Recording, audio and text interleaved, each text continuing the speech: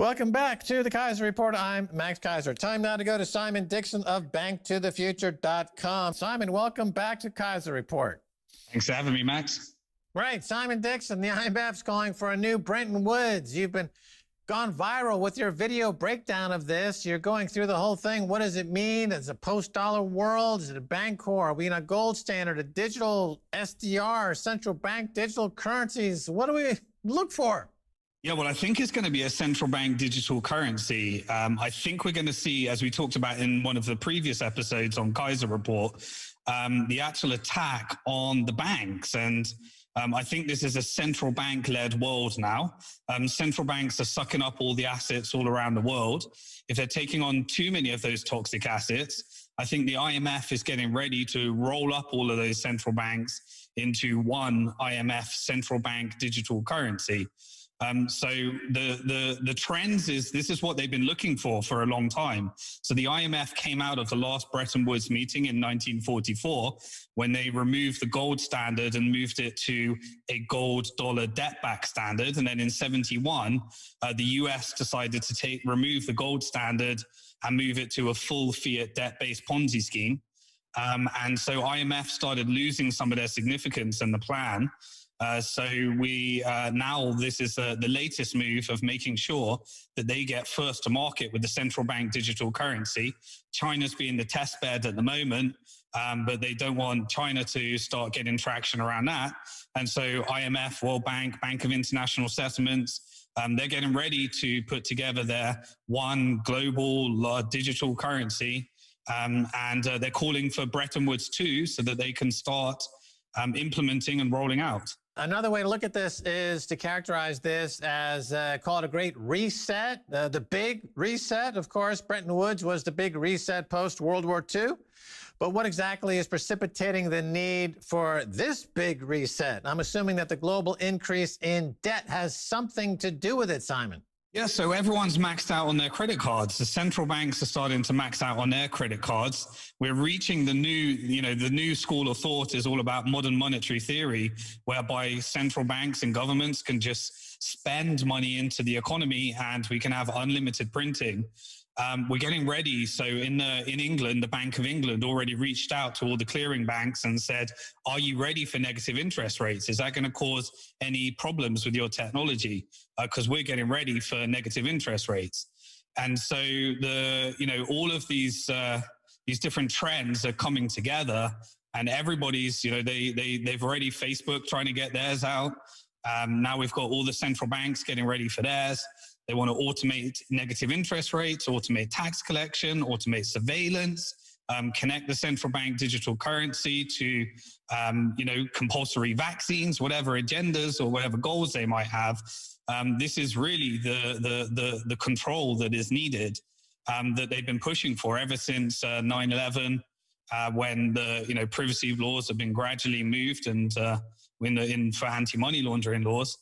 And this really is the central bank digital currency deciding that they can actually, if all these banks are over leveraged, if they didn't take enough of their toxic assets and sell enough of them to your pension, then they're getting ready for banks being able to collapse.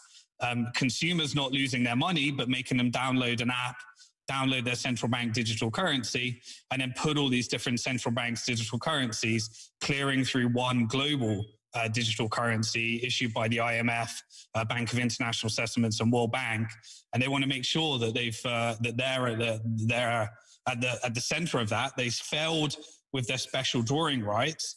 Now they want to go for part 2. Right. And of course, you and I have been talking about this really since 2008. There's a lot of videos online. Max Keiser, Simon Dixon on various news organizations talking about the global financial crisis of 2008, when the banks were not allowed to fail. They took all of those debts on their balance sheets and they were bailed out by the central banks, and they were prevented from having to declare insolvency. Here we are 12 years later, and the central banks have sucked up all that bank debt as much as they possibly can. So the central banks need a bailout. So how do you bail out a central bank? We're talking about, and what others have talked about, is a $100 trillion or more credit facility or lending facility, and to roll up all that central bank debt into a global loan facility. And so what you've done is you've digged into it a little bit, and you're saying that the SDR, the special drawing right, or even a digital SDR is not going to work. We look like it's going to be a global central bank digital currency. And as you point out, depositors are not going to be encumbered or at risk. The banks will effectively protect deposits, but they will allow the banks this time to and throw them under the bus. Is that correct in how you see that? And could you go into that a little bit? Yeah, so the banks have been leveraging up like crazy. When they try to siphon off as much of their toxic assets to your pension by sticking a AAA rating on it so that they could sell the investment grade assets to your pension. Some of those have been downgraded so they can no longer be sold to your pension. So they're looking at what the next options are. Well, the traditional playbook during the last financial crisis was hold taxpayers to ransom by being too big to fail, or go for the bail-in and just take people's deposits to recapitalize your bank and then issue them some stock. If monetary policy is no longer working, and because of this, the pandemic, all of the governments around the world have been implementing the most aggressive fiscal stimuluses that they can muster up, funded by quantitative easing, then the next thing you need to start thinking about, well, what if people, we're funding the world. Well, what happens when we stop actually funding the world and covering their mortgages through all of these packages? Eventually, you're going to get real estate defaults. People can no longer afford their mortgages. And we need to start thinking about the implications that can actually have on banks. And the easiest way to actually do that now is to just replace the money that was created by the private banking sector as debt, let the banks go bust. You can't rely on federal deposit insurance. The FDIC only in the last savings and loan crisis, there was the savings and loan SLDIC, which needed a $150 billion bailout and got rolled up into FDIC because FDIC is only insuring less than 1% of all deposits. They can only allow one too big to fail bank to go bust. And so they have to pick those winners. And if more than one too big to fail bank goes in trouble, then the FDIC doesn't cover that. And so rather than allowing consumers to lose all their deposits, just simply ask them to download an app, stick in the terms and conditions, everything that you want them to do, and they can get their free money, they can get their helicopter money, and they can get their deposits actually covered by this new debt. Well, actually, this is a non-debt-based money. So we're replacing, it's a deleveraging mechanism for replacing all the leverage it was created at the banks and replacing it with these currencies. But you need these large organizations. So, the next election in the United States is such an important election because you're either asking Trump or Biden to renegotiate the future of money. And IMF is definitely going to want to get their way in there and make sure that they're more significant, replacing the dollar standard with their global central bank digital currency standard. Throughout history, it's been necessary occasionally for governments and banks to declare a jubilee or a debt jubilee or a reset. And so that's not new. I mean, we're at an inflection point where a reset and a deleveraging is required.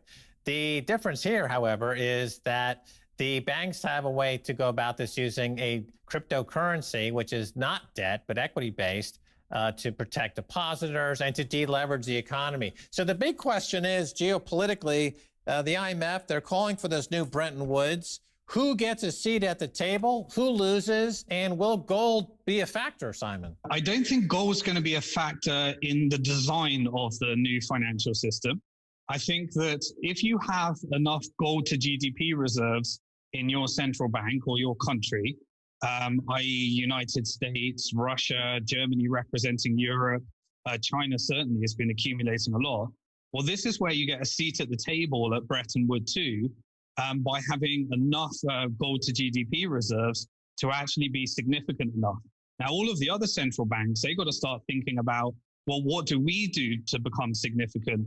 And that's where I think we're going to start seeing some of the smaller central banks whose currencies have been destroyed start to actually think about what their reserve assets are to be more significant in this upcoming monetary renegotiation.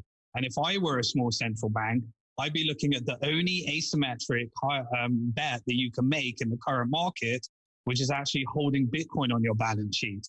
If they've got their treasuries, we could see something like you could see for example, for the $1.5 trillion of treasuries are actually held by China. We could actually see, in order to win these currency wars, the US decide to actually just delete those treasuries. They could do that. They could just, that's simply a flick of a button. These are centralized databases that the Federal Reserve or the governments can actually just switch off. And so therefore, China has to rely back on all those treasuries disappearing on their gold reserves to get the significance in these monetary renegotiations. So I think you've had Jim Rickards on many times. I think we're seriously going to see these currency war scenarios that have been predicted on the Keiser Report for a long time. Yes, Jim Rickards has been writing about this and talking about this for a number of years and with great accuracy. And of course, he was a big believer in the SDR. I think your case about this digital cryptocurrency makes a lot of sense. Obviously, a country like the United Kingdom, they sold half their gold bullion a number of years ago, and they will be woefully inadequately represented at the table. Yeah, Gordon Brown took most of the gold reserves held at the Bank of England, sold them off for $300. The US made the right move. They confiscated the gold from all their people at $35.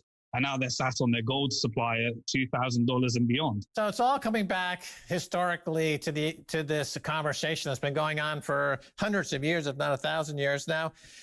The two principal antagonists in this drama would definitely be U.S. and China.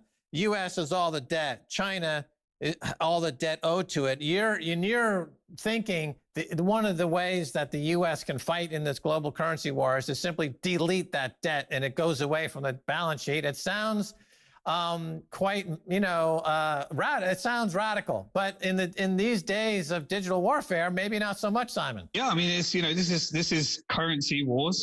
You can imagine a few scenarios. Well, the U.S., Trump, if he wins the next election, he's been saying this is the China virus. Well, he could actually say how much is actually, of these deaths and economic loss has China caused to the United States. They might want to take it to court, say that they owe us $4 trillion, $5 trillion in compensation, and therefore we're just going to delete these 1.5 trillion of treasuries. These are the types of scenarios that we can see as we've moved to these currency warfares. Right. You mentioned Jim Rickards there. He also said that the U.S. could simply keep the gold that they store for other countries. Anyway, we're out of time. Simon Dixon, thanks so much for being on the Keiser Report. Yeah, thanks for having me. All right, and that's going to do it for this edition of the Keiser Report with me, Max Keiser, and Stacey Herbert. I want to thank our guest, Simon Dixon. His book 10 years ago, Bank to the Future, was the first published book ever to mention Bitcoin. That's right.